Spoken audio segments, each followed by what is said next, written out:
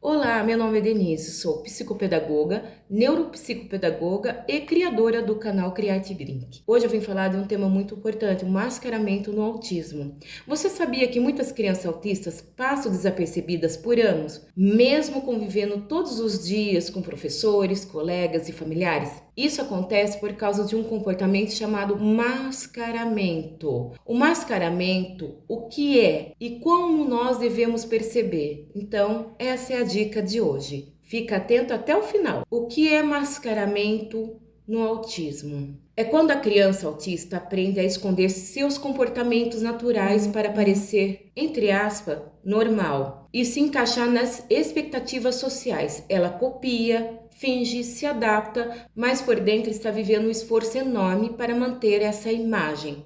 Mas afinal, o que é exatamente o mascaramento? Ele acontece quando a criança força contato visual, mesmo sentindo aquele desconforto, imita colegas sem entender completamente o que está acontecendo para parecer normal, ou até mesmo sorri ou participa de interações sociais apenas para agradar. Por fora parece que está tudo bem com a criança ou com o adolescente, mas na realidade a criança está colocando uma máscara todos os dias e essa máscara pesa e muito na criança ou no adolescente ou adulto. Então, por que isso acontece? Então, o mascaramento acontece porque a criança percebe cedo que, quando age de forma espontânea do como ela é, recebe aqueles olhares de julgamentos, críticas e exclusão e até de ridicularização.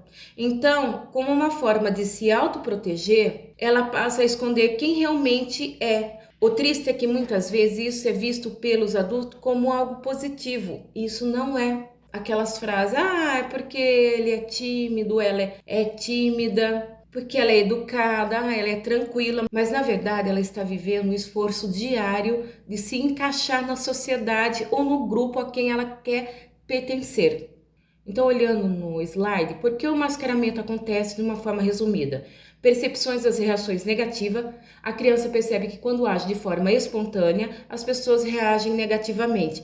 Então, vem o julgamento. 2. Correções constantes. Ela pode ser corrigida o tempo todo e receber olhares julgadores, ser excluída dos grupos ou ridicularizada, como eu falei para vocês. E adaptação forçada. Então, ela começa a se adaptar no meio, não porque quer, não porque ela é espontânea, mas forçar o comportamento dela para ela ser aceita e sobreviver no meio que causa transtorno para ela. Então, os sinais que uma criança pode estar mascarando: explosões emocionais em casa.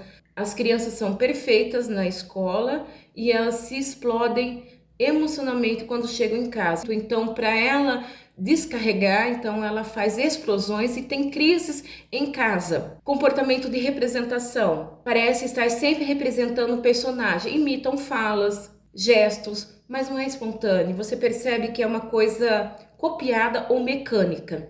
Medo excessivo de errar ou chamar atenção para si. Por exemplo, às vezes tem uma situação em que um professor da criança, então assim, a criança quando fica dentro da sala de aula, quando ela tem esses comportamentos, ela não quer ser vista, ela não quer ser notada.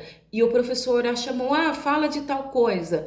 E aí ela retrocedeu, em casa entrou em crise, porque quanto menos chamar atenção, quanto menos as pessoas olharem, mais ela vai passar desapercebida e ela não vai ter esse desconforto. Então, para ela estar ali no canto e não chamar a atenção, ser invisível, para ela é a melhor situação. Então, existem alguns sinais que podem indicar que uma criança está mascarando. Um dos mais comuns é o contraste entre o comportamento na escola e em casa. Ela é perfeita no ambiente escolar, mas quando chega em casa tem crises de choro, explosões de raiva ou cansaço extremo. Outra característica é parecer sempre que está representando um papel, imitando falas e gestos, mas sem espontaneidade, como disse, uma coisa mecânica. Também pode demonstrar medo excessivo de errar, fadiga após interações sociais e por isso que é perigoso. E por que isso é perigoso? O mascaramento é perigoso porque atrasa o diagnóstico de autismo.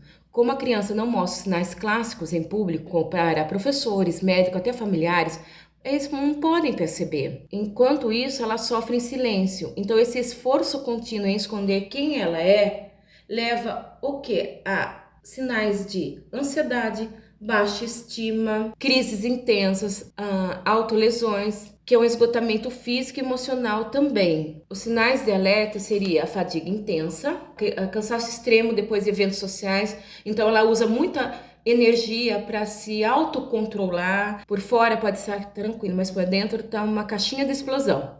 Comportamento aparentemente tranquilo, por dentro apresenta ansiedade, compulsões ou sintomas depressivos em casa. Ele é perigoso porque o problema é que dificulta muito o diagnóstico. A criança não apresenta os sinais clássicos do autismo em público e por isso passa desapercebida por professores, médicos, até para a própria família. Sinais mascarados levam ao diagnóstico atrasado por anos. É por isso que muitos adultos são diagnosticados com autismo por causa do mascaramento, principalmente em meninas, como eu já havia dito. Sofrimento silencioso, então a criança sofre em silêncio sem receber apoio. Então ela não vai falar porque ela vai ter vergonha de falar que ela está representando. Ela vai falar por desconforto porque ela não tem segurança, porque ela se sente fora do grupo pertinente.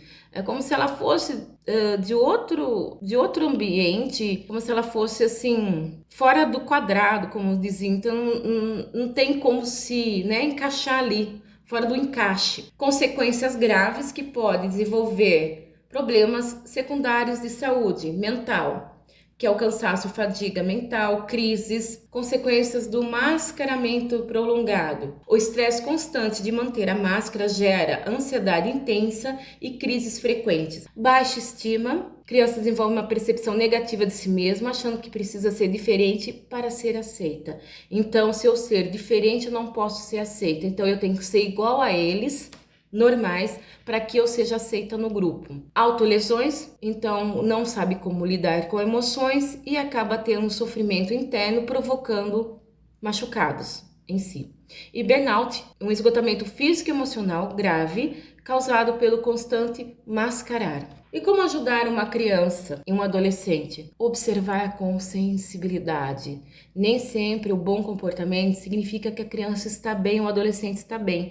Presta atenção aos sinais sutis do desconforto. Criar um ambiente seguro em casa, onde a criança não precisa fingir quem é o tempo todo, onde ela possa ser mesmo, ela conversar, ter os seus sons, movimentos, porque muitas vezes fazem sons, às vezes fazem movimentos para se autorregular. E ela nem sabe disso. Respeite os limites dela. Escute o que ela tem para dizer com palavras, com o corpo. Por exemplo, existem crianças onde eu atendo que quando ela vai entrar em crises, mas a gente já sabe que ela é autista, antes de entrar, já foca para outra situação para que ela não entre em crise. Por exemplo, às vezes é um balançar, às vezes é um grito, às vezes é um olhar. Então, perceber essas coisas é importante.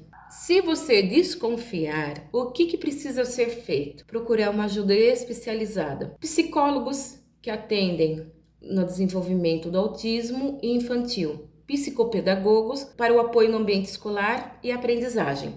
Neuropediatras para avaliação médica. Então, profissionais que entendam o autismo têm ampla forma e respeitosos, são essenciais para um diagnóstico adequado. Então, os profissionais que entendem o autismo, eles tendem a respeitar mais. Pessoal, não é só levar ele ao médico, ao pediatra que vai laudar.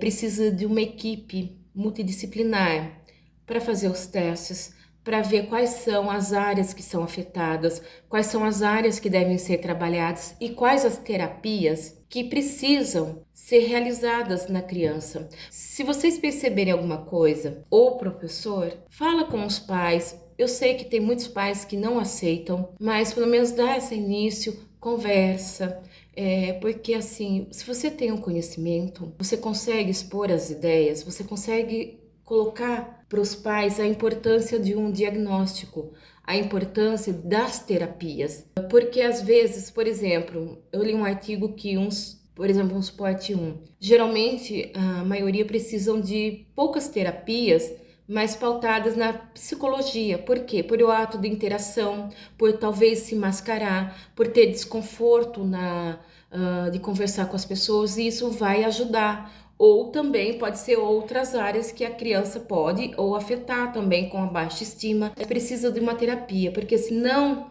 ser trabalhado, vamos supor, numa psicologia, um exemplo, pode levar à exaustão e pode levar a uma depressão generalizada e até mais grave, porque quando você entra na adolescência, isso pode ser mais agravante, se não tratado. Nós vamos conversar sobre isso. Agora eu quero saber de você. Você já conhecia esse termo, mascaramento? Escreve aqui se você sabia ou não. Espalhe essa informação. Compartilhe com outras famílias e professores. A informação salva vidas. E juntos podemos criar um mundo mais compreensivo e acolhedor para todas as crianças autistas. Então, gente, até a próxima.